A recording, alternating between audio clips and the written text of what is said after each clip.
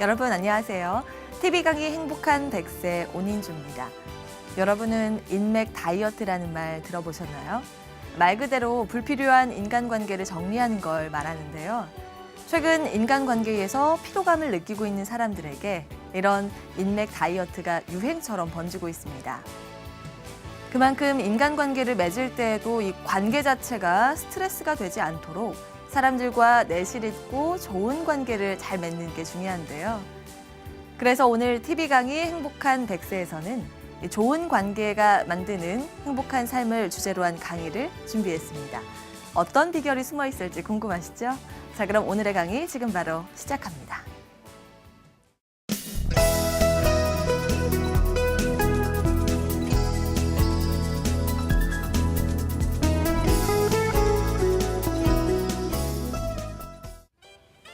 안녕하세요. TV 강의 행복한 100세 시청자 여러분 반갑습니다. 저는 좋은 관계가 행복한 삶을 만든다에 대해서 말씀드릴 대인관계 강사 정동기라고 합니다. 오늘 제가 말씀드릴 내용은 관계의 중요성, 다음에 관계의 영역, 다음에 관계 성공 요소에 대해서 말씀을 드리도록 하겠습니다. 좋은 관계가 행복한 삶을 만든다는 사실 누구나 잘 알고 있습니다만은 실제로 실천하기는 상당히 어려운 부분이 있습니다. 우리 같이 생각을 해보시죠. 행복한 삶을 위해서는 무엇이 필요할까요? 다른 말로 말씀드리면은 무엇이 있으면 행복한 삶을 살 수 있겠는지요. 우선 몸이 건강해야 되지 않겠습니까? 그렇죠. 그 다음에는 뭔가 먹고 마시고 잘 그러한 물질적인 준비가 필요하겠습니다. 이러한 건강과 경제력 외에 저는 좋은 관계를 하나 더 말씀드리고자 합니다. 사람은 태어나서 죽을 때까지 누군가를 만나고 누군가와 같이 어울리면서 살아가고 있습니다. 그런데 그 사람들 사이의 관계에서 행복감을 얻으면 그 인생이 행복한 인생이 될 수가 있고, 사람들 사이의 관계에서 불행한 느낌을 받고 불행하게 살아가는 그러한 환경에 놓이게 되면 아무래도 좋지 않는 그런 인생이 될 것입니다. 당신은 사랑받기 위해서 태어난 사람이라는 노래도 있죠. 사랑을 받으면서 사는 인생은 정말 행복하다고 할 수 있겠습니다. 사랑, 영어로 love죠. 이 영문 L-O-V-E 네 글자를 나름대로 풀어보면은 L은 listen, 잘 들어라. O는 open, 마음을 열어라. V는 value, 가치와 존재를 인정하라. E는 express, 마음을 잘 표현하라입니다. 그렇습니다. 마음을 잘 표현하고 가치를 존중하고 마음을 열고 잘 들어주면은 그 사람은 분명히 사랑받는 사람이 될 것입니다.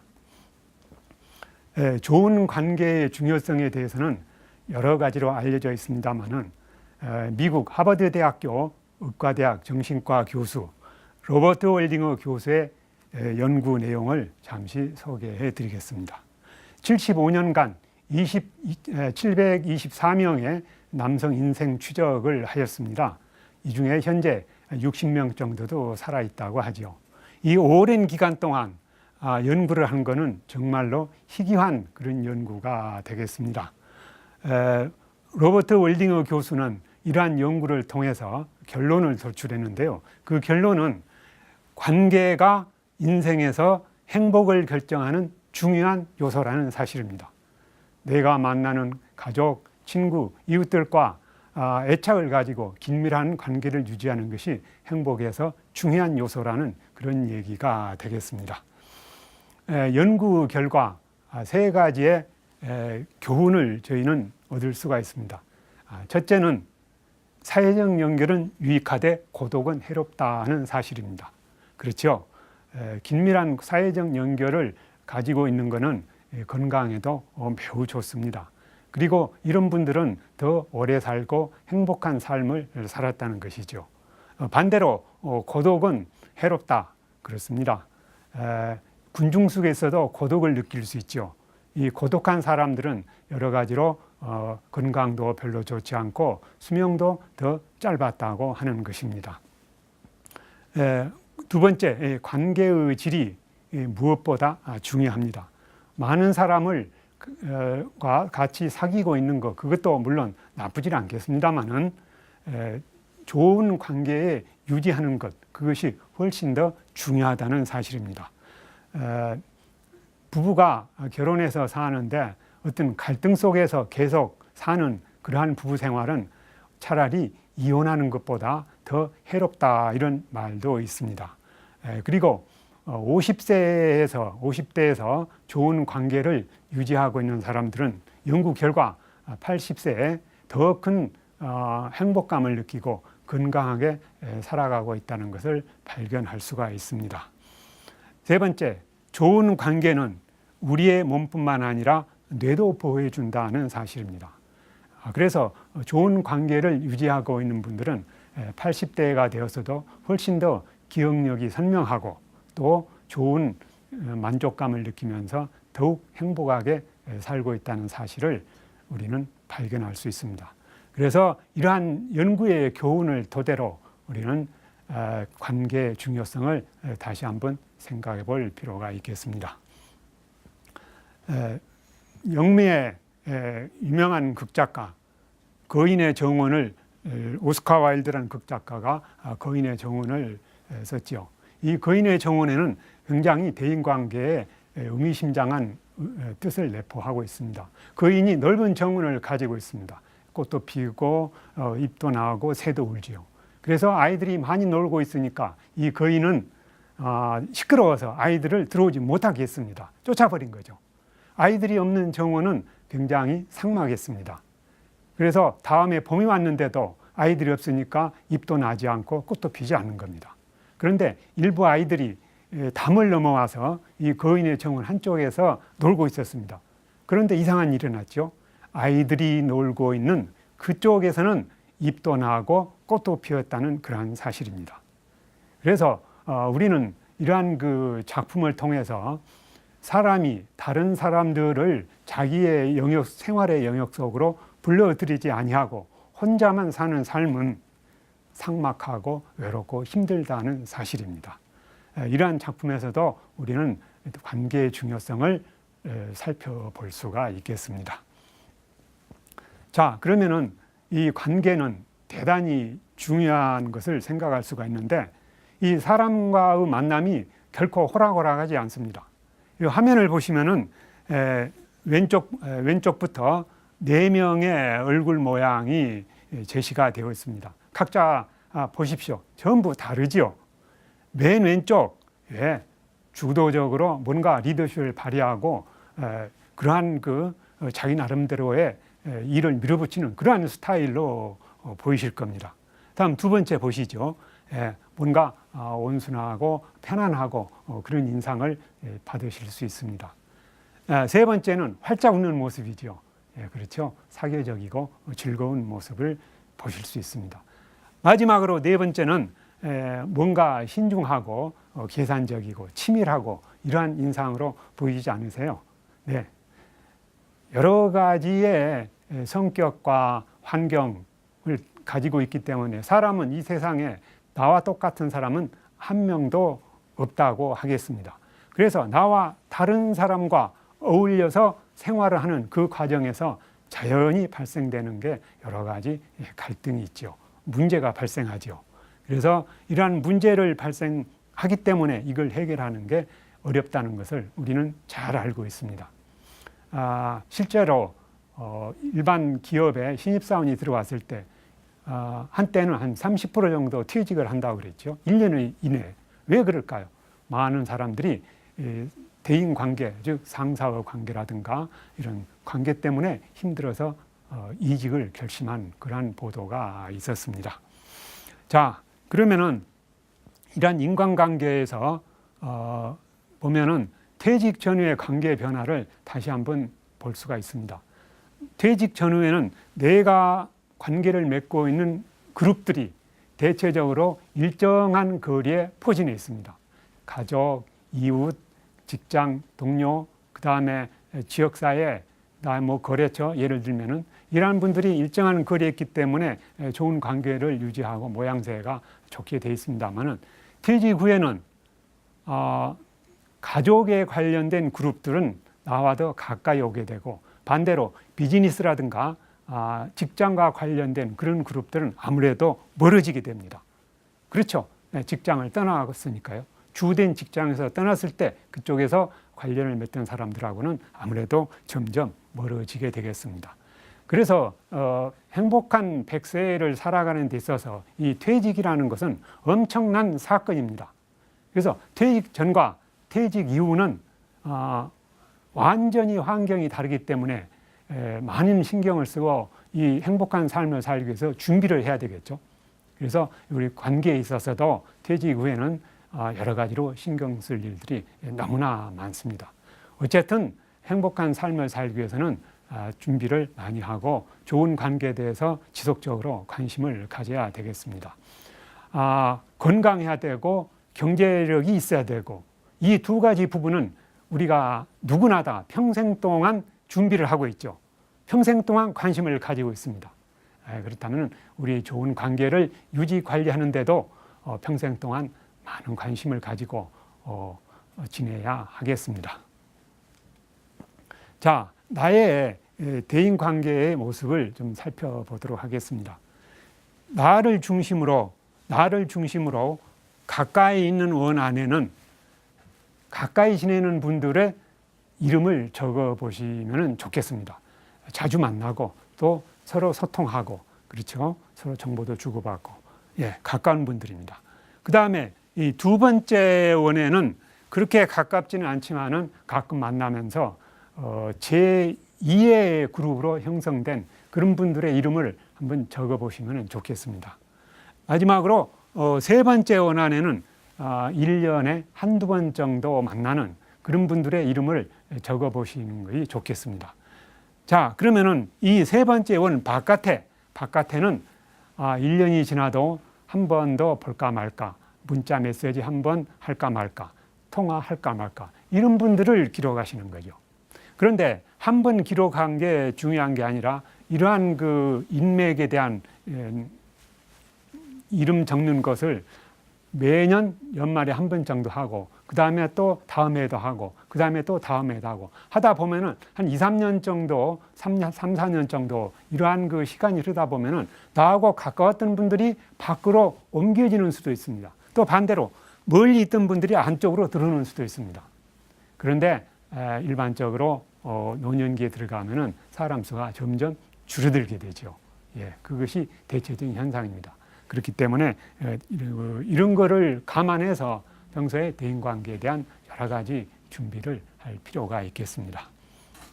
자, 그러면은 다음으로 퇴직 후 인간관계 영역들에 대해서 살펴보도록 하겠습니다. 첫 번째, 부부와의 관계입니다. 퇴직 후 관계에서 부부와의 관계가 사실은 가장 핵심적인 것입니다. 뭐 형태적으로는 부부 중심형이니 부모 자녀형이니 동료형이니 이렇게 구분이 됩니다만은 중요한 것은 부부와의 관계의 정도가 대인 관계에 있어서 가장 많은 비중을 차지한다는 사실입니다. 왜냐하면은 밖에 외부에서 주로 활동을 하다가 가정으로 돌아오게 되면 가정에서 하는 일이 중심이 되기 때문이죠.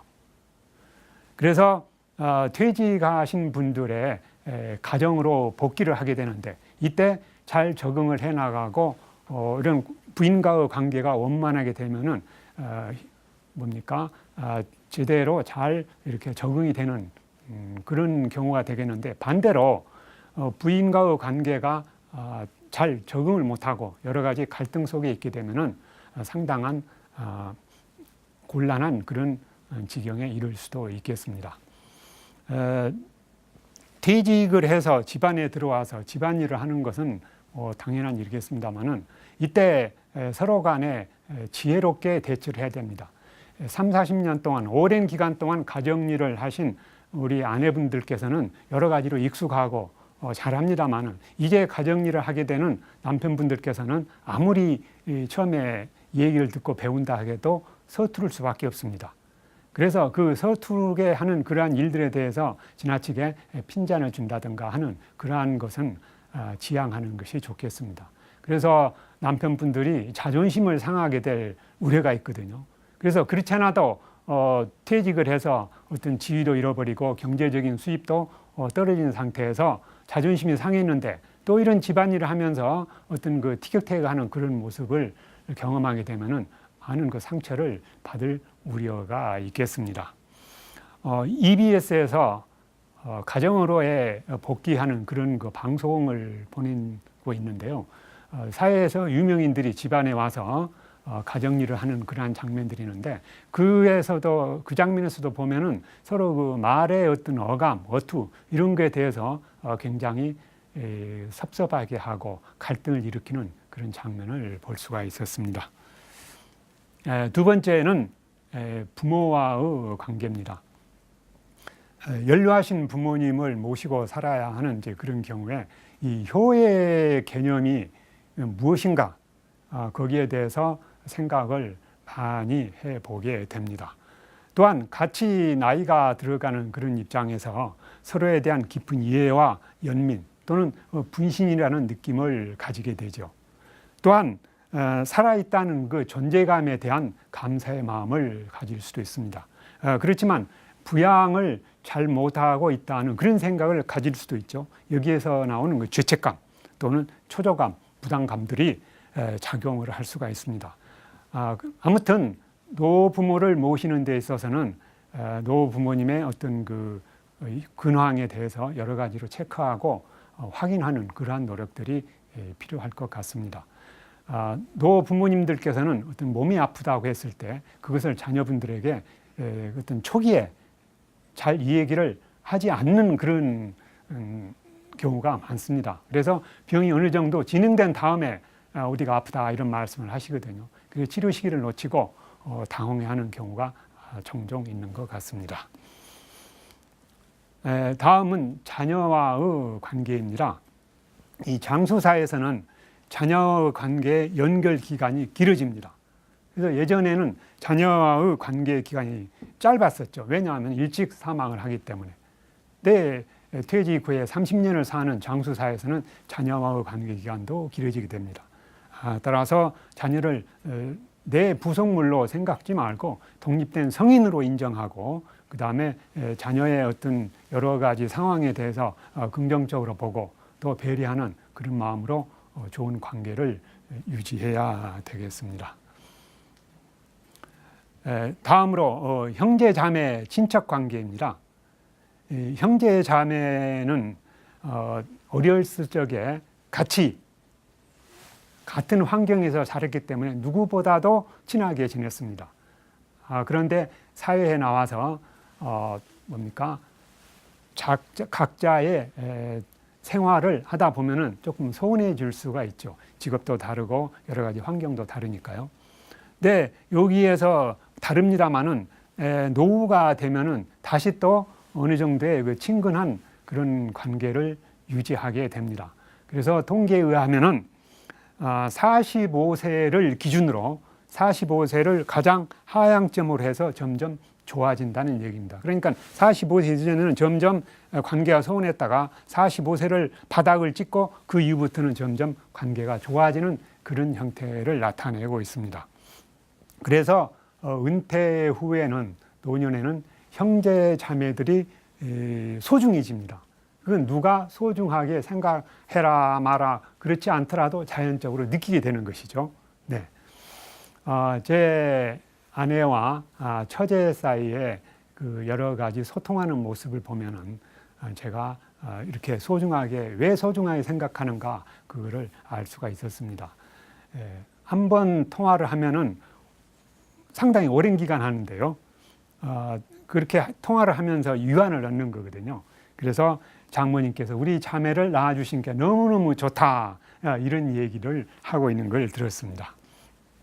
다음 친구와의 관계. 세월을 함께할 친구가 있어야죠. 그래서 친구는 왜 중요한가 하면은 어떤 사회적인 그 발달 단계에서 중요한 사회적인 변화가 있을 때 그걸 같은 시기에 겪는 그런 그룹입니다. 그래서 그런 변화에 대해서 서로 간에 어떤 위안을 받고 용기를 얻을 수 있는 그런 게 되죠. 그래서 또 집안에서 할 수 없는 그런 걸 또 밖에 친구들과의 어떤 대화를 할 수도 있는 거고요. 그래서 세월을 함께할 친구가 있어야 한다. 이것도 많은 노력을 기울여야 하겠습니다. 사회와 관계는 지역사회에서 잘 이웃분들과 지내도록 그런 노력이 필요하죠. 자, 다음으로 퇴직 후 인간관계 성공 요소에 대해서 말씀을 드리겠습니다. 첫 번째, 관심과 배려. 사람은 음식을 섭취 못하면 죽습니다. 신체적으로 그렇죠. 또한 스트로크가 없으면 죽습니다. 정신적으로.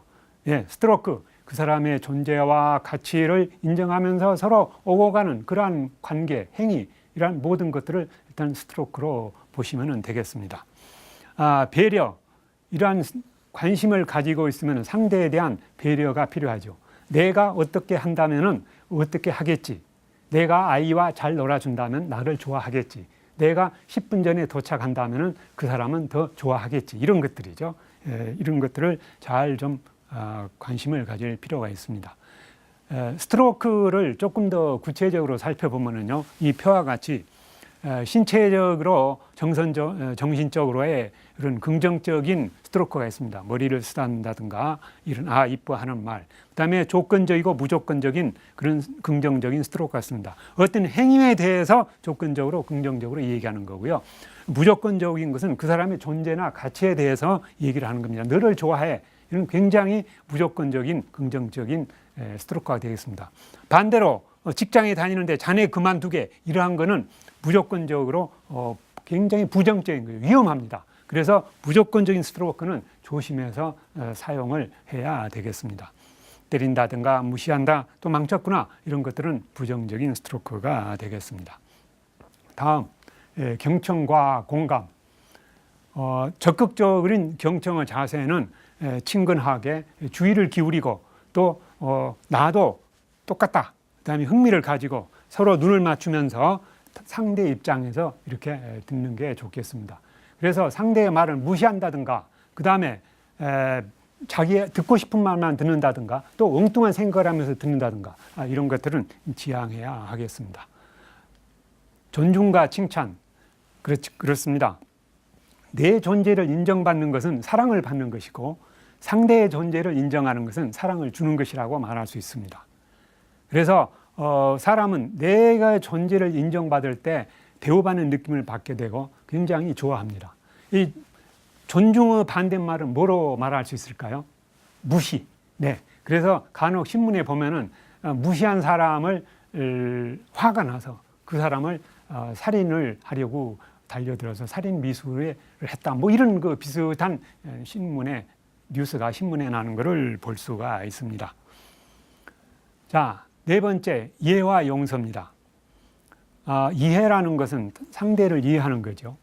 우리가 어디 여행을 갔을 때 가장 그 여행을 잘하는 것은 그 동네에, 그 마을의 마을과 환경과 사람들을 보면서 그 사람들을 이해하고 그 사람들이 살아왔던 역사를 존중하는 것이라고 하겠습니다. 그게 여행을 가장 잘하는 것이죠. 마찬가지로 이 사람을 이해한다는 것은 그 사람의 과거와 현재와 그 다음에 미래에 대해서 적극적으로 좋은 생각을 가지고 이해를 해주는 것, 그것이 그 사람을 이해하는 방법이 되지 않을까, 이렇게 생각을 해봅니다. 용서는 사람이 할 수 있는 가장 어렵고 힘들고 중요한 것이라는 그런 말이 있습니다. 상처의 가장 큰 치료약은 용서하는 일이다, 이렇게 법정 스님은 말씀을 하셨습니다. 자, 오늘 이 말씀드린 거를 참 참조를 하시고요. 이러한 것들이 앞으로의 그 대인관계를 구성하는 데서 여러 가지로 좀 도움이 되셨기를 희망합니다. 지금까지 제 말씀을 들어주신 시청자 여러분, 감사합니다. 이상으로 제 말씀을 마치겠습니다. 감사합니다.